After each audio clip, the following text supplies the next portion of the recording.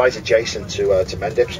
But while we're stationary, if you do want to stand up to move around and get a slightly better shot of the house, you're more than welcome to do so. Because if we look to the left of us, you can see the house with the black and white gates, which is Mendips, the family home of Aunt Mimi and Uncle George, and where John lived for most of his life in Liverpool.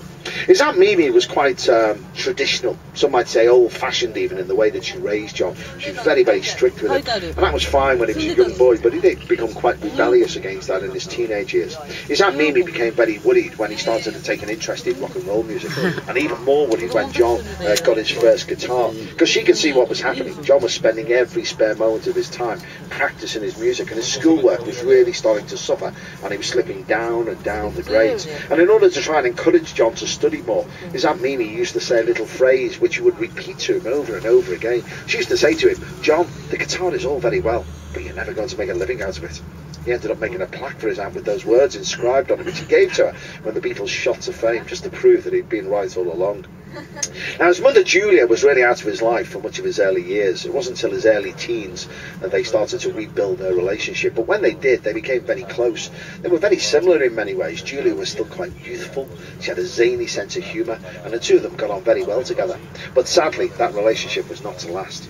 It was one summer's evening on the 15th of July 1958. Julia had been visiting Mendips to see her sister Mary. John wasn't at home at the time, and as she was leaving at the end of the day, she was crossing Menlove Avenue just behind where we are now, and it was on that stretch of road that John's mother Julia was knocked down and killed.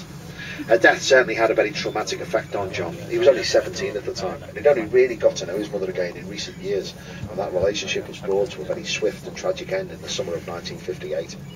By 1962, things were starting to change quite rapidly for John. He married his first wife, Cynthia, in the summer of 1962, and they actually moved into Mendips. Mimi was a widow by this stage, so she decided she would move upstairs, and John and Cynthia had the downstairs part of the house. But 1962 also saw the release of the Beatles' first single, Love Me Do, and their second single, Please Please Me, released in early 1963, went to #1. And by this time, the Beatles were in demand all over the country, and then subsequently all over the world.